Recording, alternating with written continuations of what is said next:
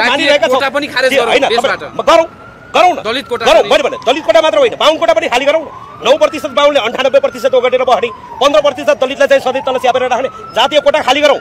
कति छन् समानुपाती समावेशी ढङ्ग आज तपाईँले यो प्रश्न छेडिहाल्नु भयो। 77 जिल्लामा सिडिओ कतिजना छन् फेरौँ आजै डिएसपी कतिजना छन् फेरौँ आजै न्यायाधीश गभर्नर नियुक्तिको कुरा भएको छ एउटा दलितलाई गभर्नर बनाऊ आजै मुख्यमन्त्री फेरौँ आजै जातीय कोटा खाली गरौँ। आरजु देउबाहरू जस्ता नालायक पात्रहरूलाई आजै खारेज गरौँ। महिलाको नाममा दलितको नाममा जनजातिको नाममा बाहुनको नाममा जातै भजाएर जातै देखाएर लाजै नमानेर एउटै हातले हसुरी खाएर हजमुला खाएर पचाएर जसरी राखेका छन् तपाईँले अहिले भनेको जस्तो एउटा सङ्कल्प गरौँ। आज काठमाडौँको माइतीघर मण्डलमा एउटा सङ्कल्प गरौँ। हामी जाति मान्दैनौँ तर जातको नाममा दलितहरूलाई बलात्कार नगरियोस्। हामी जाति मान्दैनौँ तर जातको नाममा नवराजहरूको हत्या नहोस्। मैले भनेको होइन नेपालको संविधानको प्रस्तावनाकै सुरै पहिलो पृष्ठमै दलित भनेर लेखिएको छ। धारा 24 र 40 मा दलित भनेर लेखिएको छ। दलित आयोग बनाइएको छ। मैले बनाएको संविधान होइन, मैले बनाएको होइन। दलित आयोग मैले राखेको होइन। यो दलित भन्ने व्यवस्था शूद्र भन्ने व्यवस्था वेद पुराण व्यासहरू मैले लेखेको होइन। यो संरचनाभित्रको एउटा पीडित हुँ म त आत्तिएर न्याकिएर च्यापिएर थेचिएर चिचाउन आएको म त तपाईँहरूको शरणमा आएको तपाईँको क्यामेराम्यानको अगाडि खुट्टा समाउन आएको म त तपाईँको यदि यो देशमा साँच्चीकै पत्रकारहरू हुन्थेनन् भने दलितले यसरी न्याय पाउने अवस्था थिएन। पत्रकारिता साँच्चीकै तपाईँहरूले इमान्दारितापूर्वक युट्युब नचलाइदिएको भए फेसबुक नचलाइदिएको भए क्यामेरा नकिनिदिएको भए रात दिन दुःख नगरिदिएको भए यहाँका दलितलाई चाहिँ न्याय हुन्थेन। हाम्रो लागि सबैभन्दा सर्वोच्च अदालत भनेकै यही क्यामेराहरू हो। हाम्रो लागि सर्वोच्च निकाय भनेकै यहाँका मिडियाका साथीहरू हुन्, यहाँका पत्रपत्रिका हुन्, यहाँका टेलिभिजन हुन्। त्यसैले अहिले तपाईँले भनेको जस्तो जातीयताको मुद्दा उठाउने हामीलाई पनि रहर छैन। म पनि तपाईँ जस्तै पत्रकारितामा एउटा सपना बोकेर काठमाडौँ छिरेको मान्छे मलाई पनि क्यामेरा खिच्ने रहर थियो। आज पाखुरा खिच्ने रहर थिएन। रहरलाई ढुङ्गाले च्यापेर छातीमाथि ढुङ्गा राखी हाँस्नु परेको छ भने जस्तो आज हातखुट्टामा नेल लगाएर आएका हौँ। त्यसैले तपाईँ र तपाईँहरू जतिका प्रिय विद्वान मित्रहरूबाट म एउटै कुरा के अपिल गर्न चाहन्छु भने नवराजको मुद्दा दिउँसो 12 बजेको घाम जतिकै छर्लङ्ग छ। 12 बजेको घाम जस्तै छर्लङ्ग भएको मुद्दामा कहीँ कतै बदमासी गरेर यो देशले जातीय दङ्गातर्फ भड्काउने, यो देशमा सामाजिक सद्भाव भड्काउने कर्म अदालतले नगरोस्, प्रहरीले नगरोस्, प्रशासनले नगरोस्। हामी यो कुरा यहाँबाट अपिल गर्न चाहन्छौँ। तपाईँलाई लागेको एउटा आरोप शान्त रूपले बसेको समाजलाई दलितको मुद्दा उठाएर तपाईँले भविष्यमा राजनीतिक गर्ने तपाईँको सोच छ, पपुलारिजमको स्टोन देखाउन खोजेको हो खगेन्द्र सुनारले? तपाईँले भनेको प्रश्न ठिक छ। आम मानिसहरूले लगाउने आरोप पनि त्यो ठिक छ। नवराज विकौरलाई हामीले मारेको कि कसले मारेको? यो समाज साँच्चीकै भन्यो भने आज पत्रकार मित्रले एउटा गहिरो प्रश्न र गम्भीर प्रश्न गाडेर उठाउनु भयो भने यो समाज के साँच्चै भित्र जमेरै बसेको छ त? यो समाज साँच्चीकै भन्यो भने मिलेरै बसेको छ त? नवराजहरूलाई हत्या गरेर एउटा समुदायलाई चाहिँ दिनकै बलात्कार गरिरहने, नवराजको मुद्दा जस्तै दलितको मुद्दा तपाईँकै सार्थक मजेरीबाट कतिवटा भिडियो आइरहेको छ।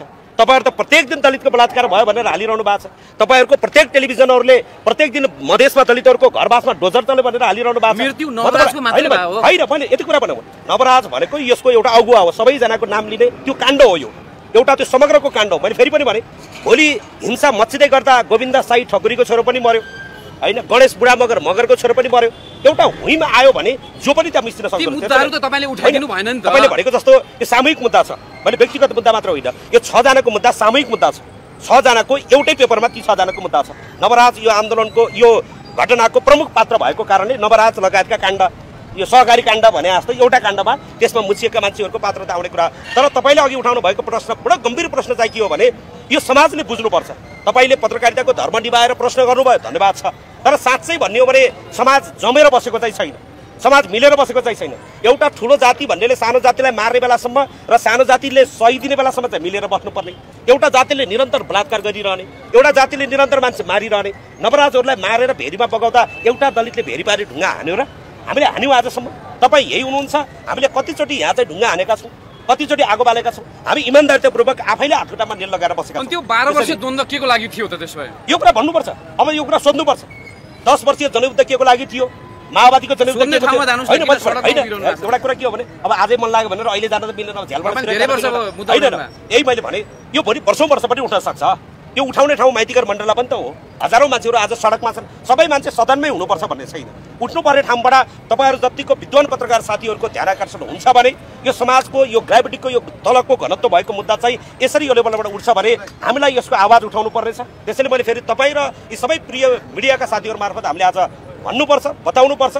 यदि आज युट्युबर भनिएका साथीहरू हिजो त्यो कोरोनाको समयमा बर्खाको बेलामा एउटा क्यामेराम्यान पछाडि बोकेर प्लास्टिक ओढेर नवराजहरूको न्यायका लागि नगइदिएको भए न्याय हुन्थेन। तपाईहरुको क्यामेरामा चाहिँ हामीलाई विश्वास छ, तपाईको बुममा हामीलाई विश्वास छ, त्यसैले यसमा न्याय हुनेछ। अन्तिममा जातीय विभेद गर्नु हुँदैन भनेर द्वन्द्व गरेकाहरू फेल भए अब खगेन्द्र सुनार एक्लै पास हुने हो? होइन, म एक्लो पास हुने कुरा होइन। यतिका सयौं साथीहरू यहाँ हुनुहुन्छ, यतिका हजारौं तपाईले हालेको भिडियो मिलियन मान्छेले हेरेका छन्, यहाँका साथीहरू करोडौं मान्छेले हेरेका छन्, त्यसैले एक्लोले उठाउने भन्ने होइन, एउटा प्रतिनिधिमूलक रूपमा हामीले उठाएका छौँ।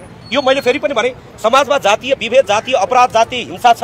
तपाईँ हामी सबै मिलेर आज यसलाई आगो लाएनौँ भने भोलि यसले समाजमा आगो लाउँछ। जातीय द्वन्द्व मैले निम्ताएको होइन। जातीय द्वन्द्व मैले निम्ताउँथे भने नवराजका हत्याराको घरमा बसेर हामी खुकुरी र तरबार बन्दुक लिएर कुनै दिन पनि छिरेनौँ। हामी त्यो बाटो हिँडेका छैनौँ।